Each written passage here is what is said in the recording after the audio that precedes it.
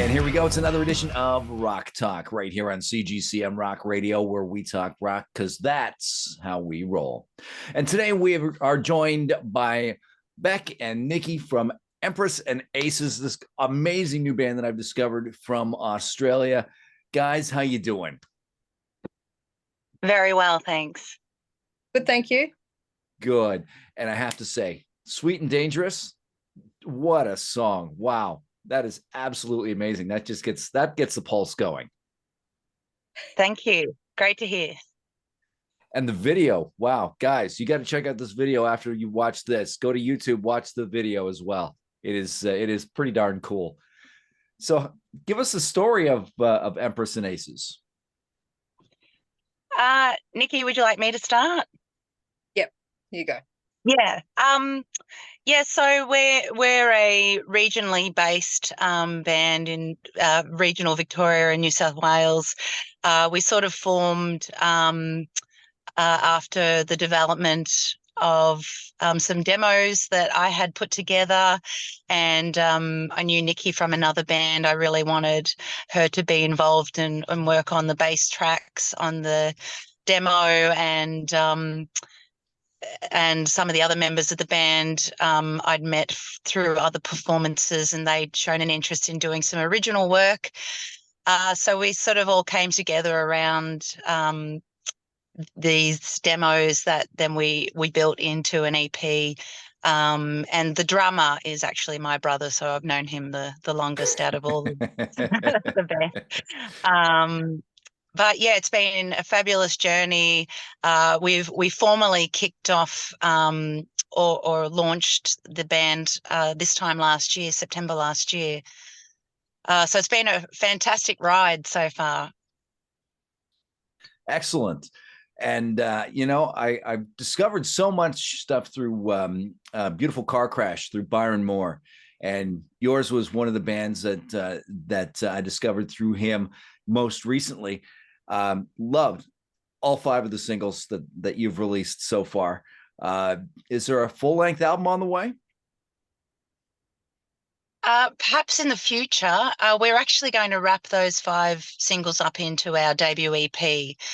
But we already have material that we're working on. We have a couple of full songs, one in particular that I'm really excited about, and we've been performing that a few times just to, I guess, get a sense of how it's received by the audience. But I think, yeah, hopefully next year a full album will be on the horizon. So what's the songwriting dynamic like in the band? Is it whoever brings something in and everybody throws something in, or do people tend to come in with fully crafted songs? Nikky, do you want to elaborate on that, or? Yeah, sure. So Bec is our main songwriter. It's really, she's the brains behind it all, and I suppose when the band came together and everything came to fruition, we helped her with the recordings of them and put our own spin on things. So my own bass line, the guitarist made his own solo licks and drum fills and different keys from the keys player. So, we've all had a little hand in each single that we've released. And it's been very exciting so far. We've had a lot of good feedback and from every single. So yeah, we're getting a lot of good traction. We're having fun while doing so. And that's the main thing right there, having a lot of fun as you're going along. Now, the reason I asked about the album, I've interviewed some people and talked to a lot of other artists, and they've kind of said, you know what, an album's not in the works. It's more economically feasible and more desirable to just keep releasing a string of singles all along. Do you guys see that that's the way that the music industry is eventually going to be going, or? I personally don't really like to play by any rules or trends. In every aspect of my life, because I also have worked as a photographer and videographer, I just like to walk to my own beat, and yeah, I don't really care. I guess the way Spotify and Apple Music and all of that are set up, releasing each song as a single does probably give you more um, an opportunity to promote that. But yeah, I haven't really got a clear cut plan. All I know is I'm a bit of an old school lover of having an album released and everything that goes with it, and the artwork of an album and the lyrics, and that, that when I was a young person, that was so much fun to wait for that to come out, and it was all part of the experience.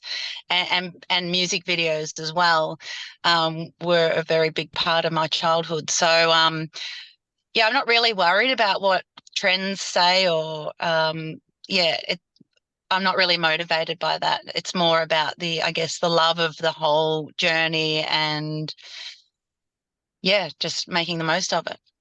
And that's a good thing too. That you mentioned about the albums and the whole experience of waiting around for your favorite artist to put out the album, and admiring the artwork and just putting on the headphones and delving deep into that. With that being said, though, who would each of you say is your biggest influences that you bring to the table? Nikki, I'll let you go first. I grew up on. I had older siblings, so I was fortunate enough to grow up with 70s and 80s music. I'm a big diehard fan of the Beatles, Paul McCartney. I learned a lot from his bass style. Massive fan of Gene Simmons from Kiss. Kiss are one of my favourite bands. Yeah, Susie Quattro as well. I love. When I first started playing bass, my dad showed me a video clip of her doing her double gate drive and the leather outfit, and I just saying, yep, that's. And so that's, you see that in the video clips. I love wearing, that's my stage outfit is similar to her style. So different influences from different bass players. Yeah, they're probably my top three that I love. Diehard fan. Very cool. And for you, Rebecca, who's your influences? It's so tough because I have such a broad taste in music, everything from Black Sabbath to Whitney Houston and everything in between. Same as Nikki, my dad was a musician, as was Nikki's, and yeah, grew up on 70s, 80s rock. A lot of Australian rock. We have such tremendous rock bands from that era here, and in particular Divinals and Baby Animals are two of my big inspirations. But I quite often I'll have an R&B playlist happening, dance, Rihanna. It's so broad. AC/DC, Skyhooks, yeah. Absolutely. And you've mentioned some really, really great Australian bands, and it just seems like the whole music scene is really cyclical. Like rock went away for a long time. Now we're in a rock revival, and it seems like the Australian rock scene is just absolutely exploding. I'm discovering new bands almost weekly. Yeah, it's crazy. I feel, yeah, our top 40 sort of ARIA charts haven't really been reflective of Australian rock. And, maybe 20, 15 years ago, we had bands like Grinspoon and Powderfinger who were really successful. It's been quiet for a little while. So I'm really hoping that we have, started working again at the right time, that people are open and ready to enjoy Australian rock music. Absolutely. Absolutely. And I'm drawing a lot of parallels between the Canadian music scene and the Australian music scene as well, in the fact that, your cities are spread out, same as here in Canada, and Canadian musicians have to travel a long time to play between cities. They're almost at a disadvantage to their American and European counterparts. It's got to be the same way down there in Australia, right? It's tough, yeah, and we're regionally based, so we're actually about 4 to 5 hours from Melbourne, which is our nearest capital city, and then, Sydney's about 6 hours. So, it is tough, but and we all, like most musicians, have full-time gigs, work day jobs as well. We're trying to balance that. But it would be great if there was a little bit more support for regionally based artists. So that's probably something I'm going to try to advocate for a little bit in the future, I think. That's pretty cool. And, you mentioned the full-time job that you have to have. It's the same way for us guys in radio now. I mean, you can't just be a full-time radio person. You've got to do something on the side as well. But, everybody's got that one song that seems to be an instant pickup for them. But is there a song for either of you two ladies that you kind of sit back and go, damn, I wish I wrote that? Nikki, have you got an idea? Give me 5 seconds. I'll just think about something. Can't even think. I mean, Bohemian Rhapsody is just so classic,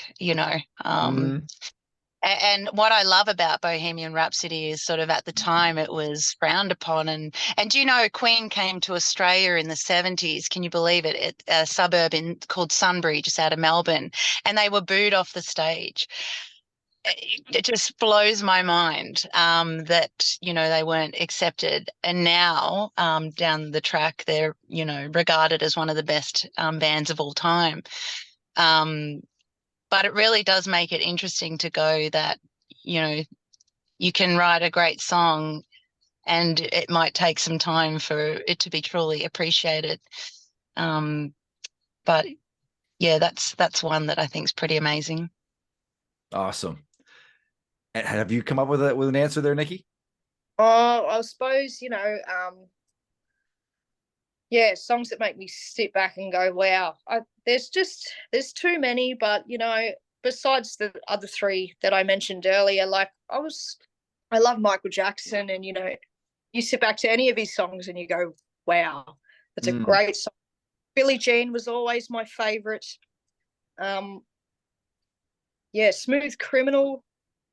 Just songs like that, anything that makes you want to get up and dance. It makes pretty much everyone in the world get up and dance, and it makes you feel something good inside. It's free dopamine.